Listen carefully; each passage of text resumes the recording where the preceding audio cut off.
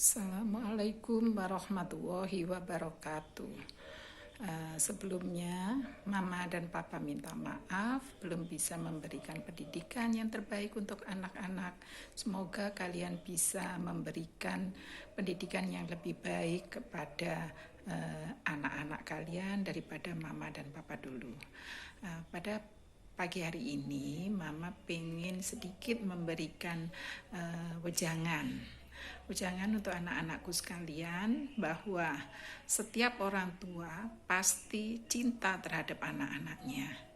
Hanya sayangnya cinta itu buta, sehingga kita lebih bisa dikatakan memanjakan anak-anaknya. Kita sebagai makhluk diciptakan Allah itu adalah untuk menyembahnya dengan cara mendirikan sholat, untuk selalu mengingatnya. Hal ini penting sebagai rasa syukur bahwa kita diberi nikmat yang banyak sekali. Nikmat panjang umur, nikmat sehat, nikmat panca indera yang sempurna. Bayangkan kalau kita sakit, katakan sakit yang kita tidak bisa kentut aja, itu bagaimana rasanya perut kita. Jadi alhamdulillah sampai dengan saat ini kita diberi kesehatan, diberi panca indera yang semuanya sempurna. Dengan demikian sudah seharusnya kita adalah bersyukur kepada Allah Subhanahu wa taala, di mana kita sampai dengan saat ini diberi kesehatan yang sempurna. Pada kesempatan pagi ini, Mama mengingatkan kita semua, termasuk diri Mama, juga Papa, mulai saat ini, mulai awal tahun baru untuk Islam, jadi besok 1 Syawal, kita mulai dengan kita perbaiki sholat kita. Jangan berpikir sholat itu adalah kewajiban atau beban, tapi anggaplah bahwa sholat itu adalah sebuah kebutuhan supaya hati kita lebih tenang. Jangan merasa sombong, kita tidak butuh Allah. Jangan, sekali-kali jangan seperti itu. Karena hidup kita itu adalah anugerah yang diberikan kepada Allah. Bayangkan kalau kita tidak bisa bernafas saja, berapa harga oksigen, sedangkan kita sampai saat ini kita dengan bebasnya dapat menghirup oksigen dengan tanpa bayar. Jadi di situ kita adalah yang harus kita perhatikan. Kita tidak hidup sendiri, hidup kita itu tergantung padanya. Jadi kita mau dihidupkan, mau dimatikan, itu adalah kehendaknya. Jadi jadikan Allah itu yang utama, jangan hanya dari nafsu kita saja. Untuk hidup ini jangan seperti artis yang dia bilang, hidup ini seperti air yang mengalir. Hal ini adalah salah besar, sangat salah. Jadi hidup ini harus direncanakan. Besok mau apa, tujuan akhir kita hidup itu apa. Jadi tujuan akhir hidup kita itu adalah pulang mudik ke kampung halaman kita yang abadi, adalah kembali bersama di sisinya di alam keabadian setelah kita wafat besok. Jadi orang cerdas adalah orang yang menggunakan waktu dengan sebaik-baiknya, karena nanti yang akan ditanya adalah umurmu kau gunakan untuk apa, hartamu kau peroleh dari mana, dan kau habiskan untuk apa. Itu adalah tanggung jawab masing-masing orang. Mama baru menyadari saat ini, jadi ini adalah berkah dari pandemi. Mama dan Papa terpisah dari anak-anak.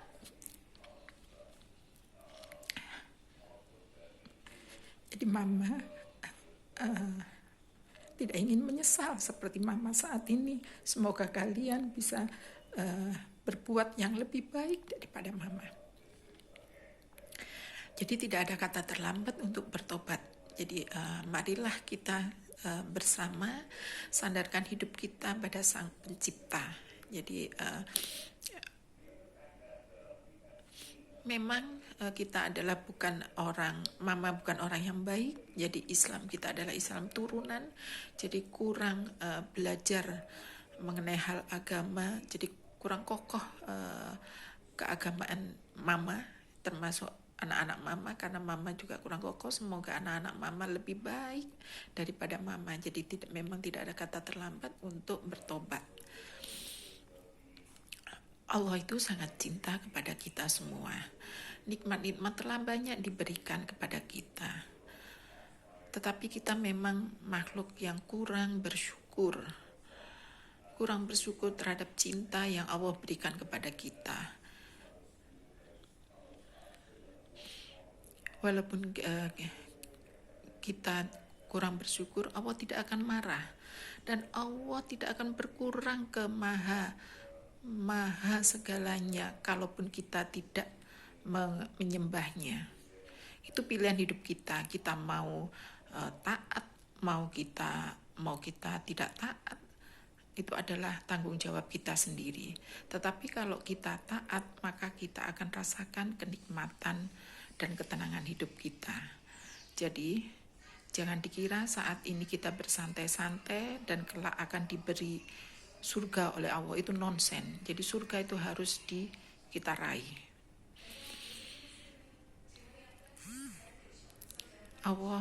Mama banyak belajar di saat ini. Jadi Allah itu akan mengabulkan apa yang diminta oleh hambanya. Jadi kalau hambanya minta dunia, maka Allah akan memberikan dunia ini untuk hidupnya. Tapi kalau kita meminta dunia dan akhirat, maka itu pun akan dikabulkannya. Jadi dari sedikit gambaran di atas, mari sama-sama anak-anak Mama, Papa, kita berhijrah. Hijrah artinya kita meninggalkan semua larangan Allah dan memperbaiki diri untuk kembali kepada tujuan penciptaan manusia. Jadi di dalam Al-Quran itu penciptaan manusia itu memang adalah untuk menyembah kepadanya dengan jalan sholat. Jadi poinnya adalah kita harus mengerjakan sholat 5 waktu dengan benar dan khusyuk. Itu yang ingin Mama tekankan. Jadi untuk khusyuk itu kita sholat, kalau kita tidak bisa melihat Allah, rasakan seakan-akan Allah melihat kita. Jadi apa yang kita kerjakan itu akan lebih seperti kita dilihat atasan, kita kan takut. Jadi kita mengerjakan itu dengan benar-benar mengerjakannya. Jadi tidak main-main, misalnya bekerja sambil mainan HP. Nah, kita kan nggak berani. Jadi kita sholat juga harus akan-akan Allah itu melihat kita. Jadi kita juga akan khusyuk dan rasakan bahwa sholat kita itu adalah sholat yang terakhir. Seakan-akan kita setelah sholat itu akan mati, karena mati tidak menunggu tua dan kita tidak tahu kapan kita akan mati. Rasakan bahwa sholat itu adalah dialog dengan Allah. Jadi rasakan seakan-akan kita bercinta dengan Allah. Kenikmatannya kita rasakan. Karena Allah itu sangat cinta kepada kita, maka kita juga harus cinta kepada Allah. Untuk tentang sholat ini, sholat itu akan diterima oleh Allah dimulai dengan cara berwudu yang benar, karena selama ini termasuk Mama, cara berwudunya itu kurang sesuai dengan yang diajarkan, yaitu sunnah Rasul. Jadi yang pertama adalah cuci tangan dengan berniat, ya Allah, hamba ingin menyucikan diri dari dunia. Jadi saat kita sholat, hilangkan semua dunia. Jadi tidak berpikiran pekerjaan, bicara, aku belum nyapu, aku belum mengerjakan tugas. Kita letakkan sejenak, kita cuci tangan, kemudian kita berkumur artinya menyucikan mulut dari perkataan yang menyakiti orang, perkataan yang jelek-jelek, kemudian membersihkan hidung, jadi dihirup sebentar. Kemudian wajah itu berarti kita membersihkan mata dari yang sering kita melihat hal-hal yang tidak berguna. Jadi kita beristighfar, semoga mata yang telah dikasih Allah ini dengan sehat kita gunakan dengan sebaik-baiknya. Jadi tidak menggunakan mata untuk melihat hal-hal yang tidak diinginkan. Kemudian tangan ini lebih banyak yang kita kerjakan, jadi kita harus cuci tangan kita. Kemudian cara mencuci tangan yang benar itu dari bukan air pancuran tangan kita dikasihkan, tetapi dari ujung jari kemudian ke bawah. Jadi ini air mancur, nah ini tangannya begini. Nah, bukan begini caranya, bukan dibalik begini tapi begini ya. Dicuci tangan sampai siku, kemudian mengusap kepala itu boleh begini saja juga boleh, tapi yang lebih baik adalah sampai ke belakang, tapi jangan diguyur airnya begini seperti orang mandi. Jadi cukup ambil air dikipaskan kemudian ke sini. Kemudian selanjutnya adalah membersihkan telinga, ambil air telinga. Kemudian ada satu lagi tadi yang lupa, jadi untuk mengusap wajah itu ambil air ditaruh di sini di tangan, kemudian kita basuhkan begini, begini kita tuangkan air itu ke muka, terus dibersihkan. Nah ini ketek kita ini kita bersihkan begini, yang telinga kita bersihkan di belakang telinga. Jadi ketek kita udah nggak ada kalau kita wudu itu. Jadi orang berwudu itu tidak akan masih ada keteknya. Kemudian untuk kaki ini juga banyak yang salah, jadi termasuk mungkin mama juga. Jadi membasuh kaki itu yang betul adalah ini kaki dibersihkan begini. Nah, semuanya dibersihkan begini, jari-jarinya gini ya. Jadi jari-jari kaki dibersihkan sampai siku. Jadi jangan hanya air pancuran kemudian kakinya disodorkan ke pancurannya, jangan seperti itu.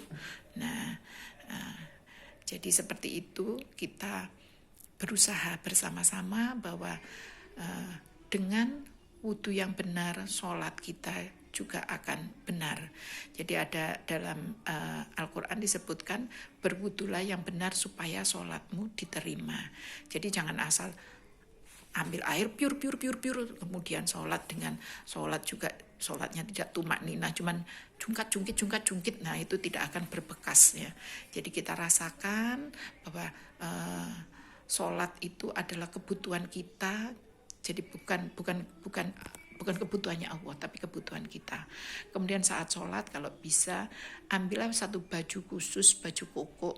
Jadi setelah mau sholat dipakai, kemudian setelah sholat dicantolkan lagi. Nah itu akan lebih menambah kekhusyuan. Jangan pakai kaos oblong yang tadi habis dipakai bekerja artinya habis nyapu, kaos oblongnya dipakai lagi. Itu tidak akan khusyuk kita dalam sholat. Jadi kita sebagai seorang Islam, kalau kita sudah membersihkan diri dari jasmani kita 5 kali, itu pasti di wajah kita akan cerah karena kita sudah terbasuh dengan air. Jadi kuku-kuku kita juga bersih, semuanya bersih, hati kita juga bersih. Jadi wudu itu untuk membersihkan jasmani dan rohani. Dengan begitu kalau kita kemudian sholat, hati kita tenang, maka akan setiap gerak tingkah kita akan dibantu oleh Allah Subhanahu wa Ta'ala. Jadi sekali lagi pesan mama adalah laksanakan sholat, jangan kamu tinggalkan walaupun sesibuk-sibuk apapun. Jadi mungkin sekarang yang lagi bermasalah Indra contohnya, Indra itu ada masalah di kantor, kita terima saja, apapun yang terjadi itu adalah yang terbaik, yang penting kita berusaha. Pasti di balik semua yang Allah berikan itu ada hikmah yang besar.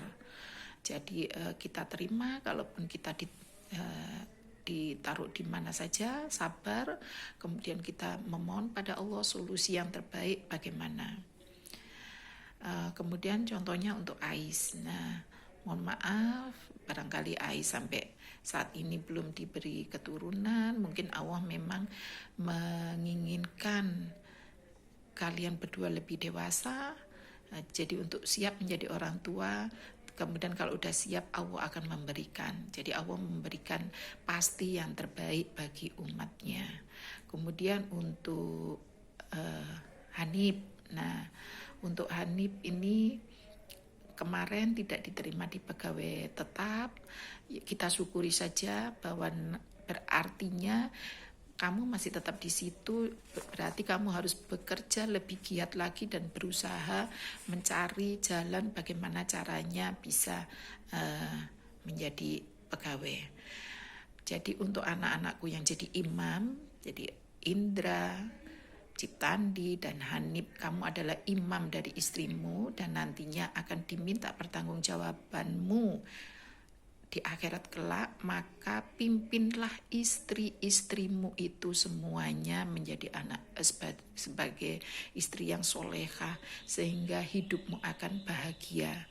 Kemudian juga untuk Indra yang Zora sekarang sudah besar, ajarilah dia sholat. Dimulai dari kamu sendiri. Jadi kamu sendiri mulai rutin sholat, kemudian Zora diajak supaya dia nantinya di umur 10 dia sudah membekas di hatinya bahwa memang saya harus sholat. Kamu ingat cerita Pak D. Harto? Pak D. Harto itu untuk menyuruh anaknya sholat sangat-sangat menurut kita yang pasti sebagai seorang ibu juga awalnya juga bersedih. Jadi Bu Delis itu marah-marah karena kalau menyuruh anaknya sholat sampai dipukul, kemudian diguyur air, kemudian kalau pintunya ditutup, pintu kamar itu digebrak, pernah sampai kaca naku dijebol. Nah, sampai sebegitunya. Tetapi sekarang Mas Hendar dan Mas Risa itu sholatnya bisa tepat waktu. Jadi itu yang pelajaran yang berharga bagi mama yang belum bisa mama terapkan kepada anak mama, karena mama terlalu memanjakan anak mama. Kasihan anak mama, kasihan akhirnya mereka semuanya belum bisa sholat dengan tepat waktu dan 5 waktu. Mungkin itu yang bisa mama